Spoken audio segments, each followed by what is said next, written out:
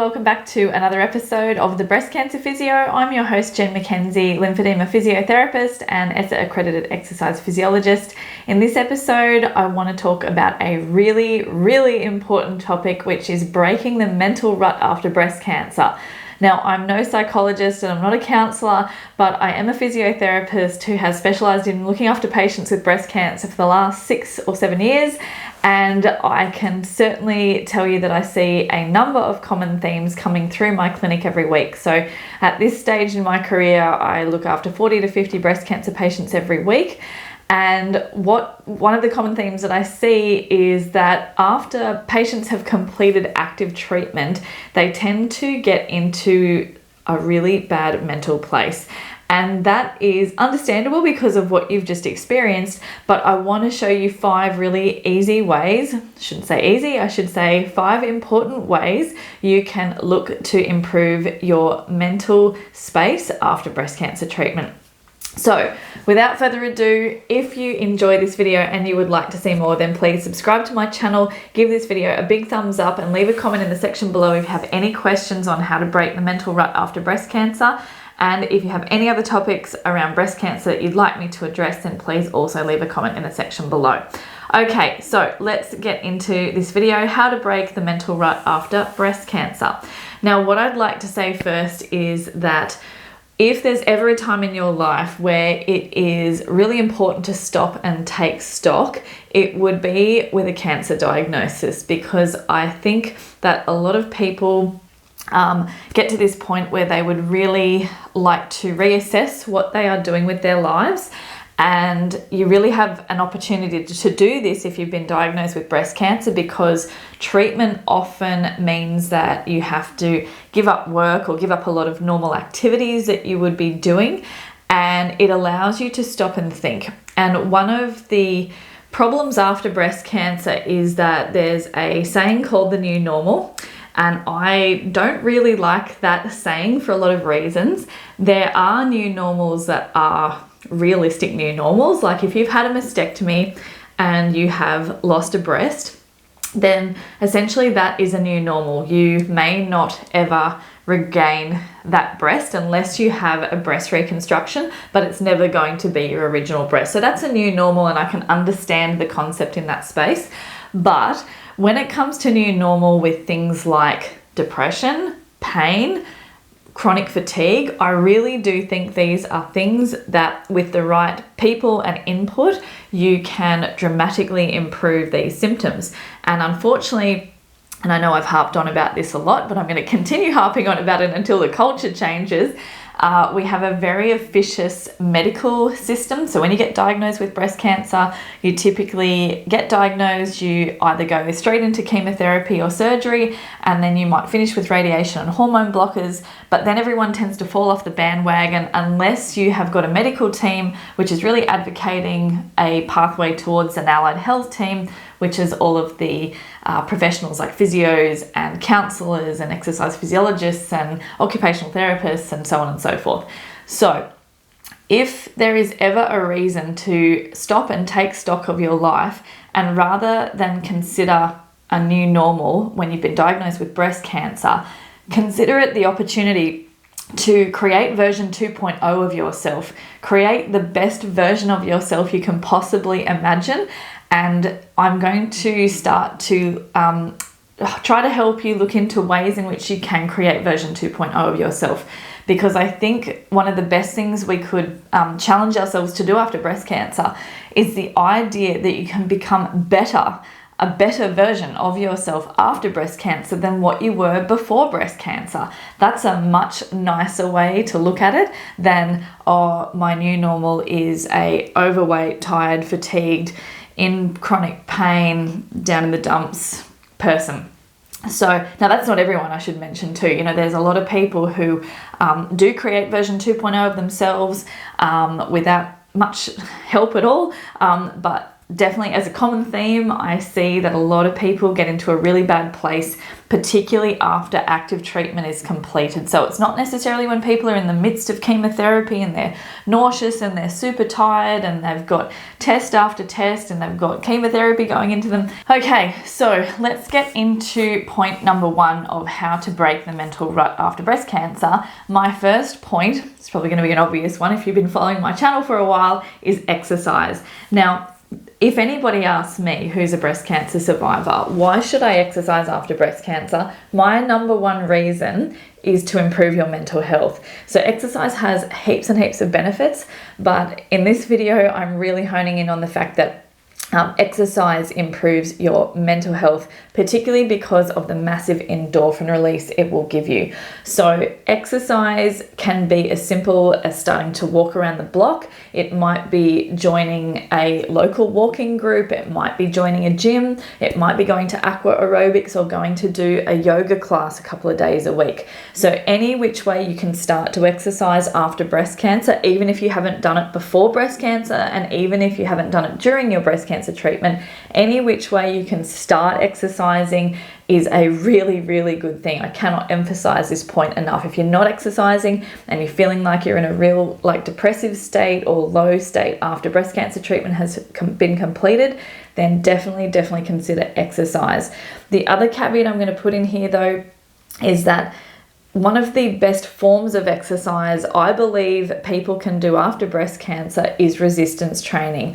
I've done different videos on exercise before, but I really would suggest that if you want to consider doing the best potential exercise with the biggest number of benefits for you as a breast cancer survivor, resistance training, which is essentially lifting weights after breast cancer, is such a phenomenal style of exercise to do. I'll also add on a little note here that a lot of people will say to me, oh yeah, but I'm not a gym person. Let me tell you something, ladies and gents. Nobody pops out as a baby going, hey, I'm a gym person. People go to the gym because they get addicted to the feeling of being fit and strong and feeling fantastic. So if you've never been in a gym before, or if you've never had a really good gym to go to, or a good gym program prescribed for you, give it another go, because I can reassure you that if you get into a good gym that's got a nice culture and you've got someone who can prescribe you a really good exercise program, or you can attend group classes where you can connect with other people, it is a fantastic experience. So keep that in mind when it comes to styles of exercise after breast cancer to help break the mental rut. Topic number 2 for breaking the mental rut after breast cancer is sleep. So sleep is such a big problem, and I'm being a bit facetious when I put this topic into this video because sleep is an issue by which different things could be affecting it, and I'm definitely not going to have all the answers in this video as to how you can improve your sleep. Like a really quick example of how sleep gets affected with breast cancer treatment is if you're taking hormone blocking medication. So there's a really common theme as a big issue with hormone blocking medication and how it influences sleep. And I definitely don't necessarily have the answers to that. What I would love to do on this channel is get a sleep expert in, and we can talk through ways in which you can improve your sleep hygiene and your activities during the day that it can impact your sleep. And if we go back to point number 1, if you're doing really regular exercise that is good quality, such as resistance training, you are going to most likely have a much better night's sleep.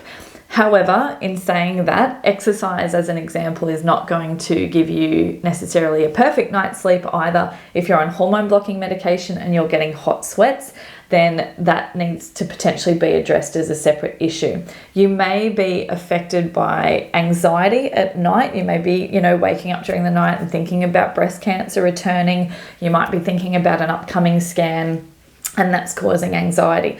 So this will lead into my next point, and probably my 5th point as well. But all of these things are tied together in the sense that if you are not getting a good night's sleep, then that means you're going to be sleep deprived. And if you're sleep deprived, your mental health's not going to be good. Potentially your physical health's not going to be good as well if you're chronically sleep deprived. But my point being is that if you are a breast cancer survivor and your sleep is affected after you've completed active treatment, do everything in your power to focus on prioritizing a good night's sleep. Because I have felt the effects of sleep deprivation from having 2 small children, and I can tell you it eats into every corner of your life. So if you are experiencing sleep deprivation in any form, if that's like broken sleep, trouble staying asleep, trouble falling asleep, trouble getting a really deep sleep, then talk to your GP about it even as a first port of call. Talk to your breast care nurses, talk to your medical team, talk to friends and family, because sometimes there'll be 1 or 2 things that people can advise you on that may influence your sleep. A really small example of this is not watching any screens like phones, laptops, iPads, computers, televisions about an hour before you go to bed. Bright screens can overstimulate your brain, and that can really make it quite difficult to fall asleep. And I've certainly been guilty of that plenty of times before, when I'm up late at night, possibly filming a YouTube video or doing paperwork before bed, and my brain is way too wired to fall asleep. So I try not to do any of that leading into bed. And one of the best things you can do before bed, certainly that I've found, is mindfulness or meditation. So even taking 10 or 15 minutes to do a meditation session prior to getting into bed can really help you fall asleep. So sleep's a complicated topic. The reason I've put it into this video, though, is really to hone in on the fact that if you are not acknowledging that sleep is not good quality for you after breast cancer treatment is finished, your mental health is going to be heavily affected. So prioritize getting good night's sleep and talk to your medical teams, your allied health professionals, and see what they can do to assist you with getting a better night's sleep. This leads me into point number 3 for breaking the mental rut after breast cancer, which is seeking mental health support in the form of 1 or 2 things.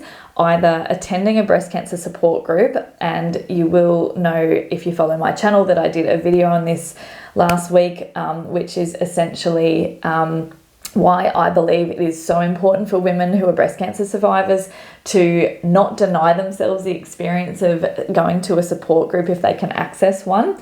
But apart from support groups, you may even want to consider counselling or psychology.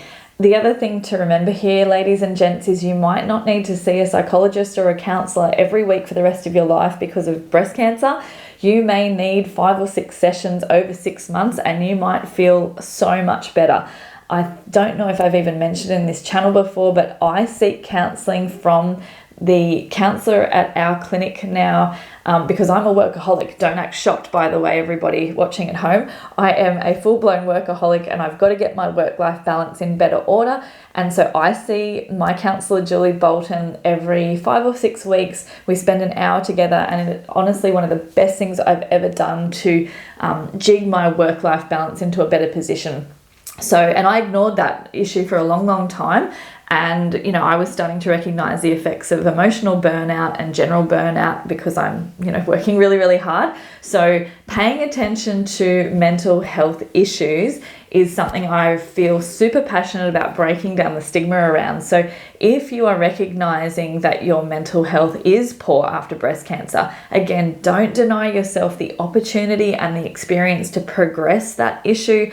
Go and seek a breast cancer support group so you can connect with other women who have experienced the same thing.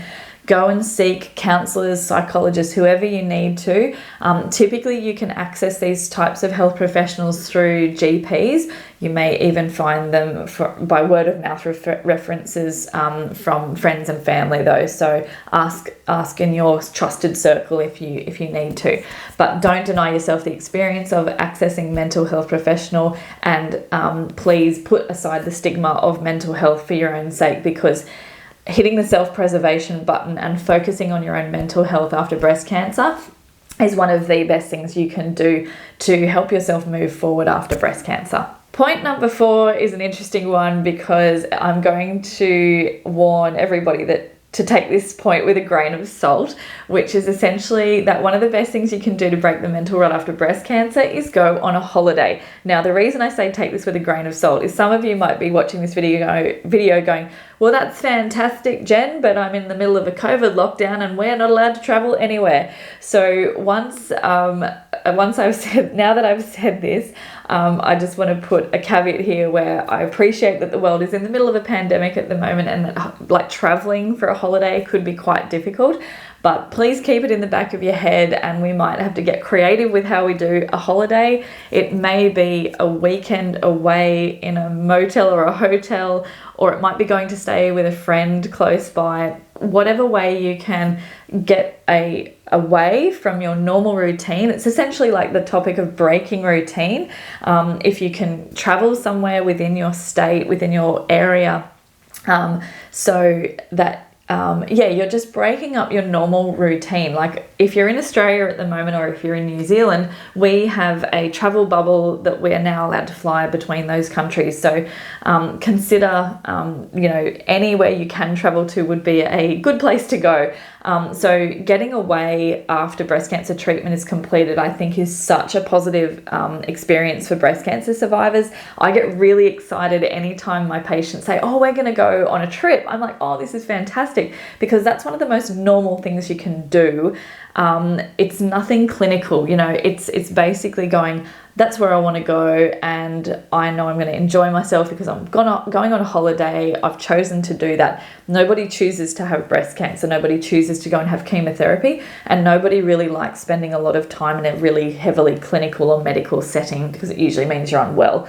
So going on a holiday is like the flip of that. So if you can get away, again, I appreciate that the world is in a very different state at the moment because of COVID, but if you have the opportunity to get away or even go into a different area within your state, then consider doing that to help break the mental rut after breast cancer.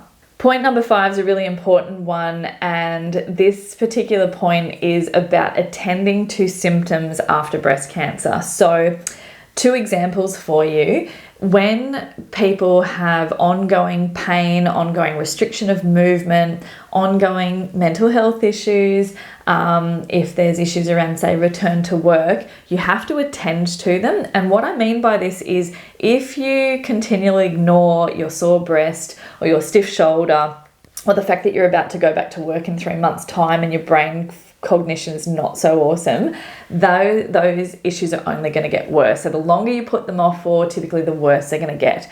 So unfortunately, I think with breast cancer survivors, there's not always this, we certainly don't have at the moment this really thorough system by which, say, someone can attend a return to work program for breast cancer survivors. There's just not all of these things in place yet. But say if return to work, as an example, is something that's an issue for you, then that's where I would recommend you go and speak to your GP, and they may refer you to an occupational therapist. If you've got ongoing breast pain, then yes, you might initially see your medical team, but then they might refer you to a physiotherapist or a lymphedema therapist or a massage therapist. If your shoulder's really stiff, or say there's deconditioning going on, because you've lost a lot of muscle mass after your breast cancer treatment, then that might be where you need to go and get a gym program prescribed so you can get your body moving a little bit better, you can get your fitness back and your muscle mass back. So my point being is that if we ignore the symptoms as the patient and the aftermath of breast cancer, and you don't talk to anybody about it, that's where you can pretty much end up in this rut, and it will become chronic. I see women who have experienced symptoms of their breast cancer for months and years, even up to like 15 years. Now, again, please take this with a pinch of salt, everybody, because I know the systems are not always really beautifully set in place. But if you're listening to this video and I'm passing on this message, then at least you go, okay, well, there are people out there that can fix these problems. I just have to go and find them, and push your medical teams, push your GPs for how you can find these people, because they will be out there, but sometimes they are difficult to access, and sometimes until you bring these symptoms up with your medical team, they won't necessarily ask you about them. So keep pushing, because the other nice thing about anyone who's a breast cancer survivor in the world at the moment who continually pushes their medical teams, their doctors, their breast care nurses, and their allied health professionals for, I need to get this problem sorted. You are the wave breakers for the people coming behind you, because slowly I can see the culture changing where there's more patients getting referred for physio, more patients getting education on lymphedema prevention, more patients getting access to breast reconstruction. All sorts of things are happening. It's just happening slowly as things do in the world. But keep being persistent with getting your symptoms better, because the more you push for the longer time, you will get things better. I know that is really difficult when you are in a mental rut, but part of the reason people get in a mental rut after breast cancer is because of the persistency of nasty symptoms after. So if you make a priority of like, right, I'm going to get this breast pain sorted, I'm going to work on my brain cognition so I can get back to work in a better way, I'm going to get to a gym and start, exercising, I'm going to walk around the block, 3 days this week. Persisting with addressing symptoms is going to help you so much. And this is again where you have to be a little bit self-motivated, a little bit self-responsible, and go, come on, I've got to pull my big girl pants on or my big boy pants on. I've got to help myself, because particularly in this state of we don't have these standard referral pathways onto allied health professionals, we really need the individual to be as self-motivated as possible. I give that with a large pinch of salt, because I know it's frustrating when there should be systems in place and there's not, but hence why this channel exists now. I really feel that shouting this message out to the world of getting these referral pathways going is so important, and I hope this channel will help that happen. All right, I've rambled on enough. Thank you so much for watching this video. I hope you've gained some great information on how to break the mental rut after breast cancer. If you have any questions on this video, please leave a comment in the section below, and I'll be back here next week with another video on breast cancer. Thanks so much for watching, guys. I'll see you next time. I'm Jen McKenzie, the Breast Cancer Physio.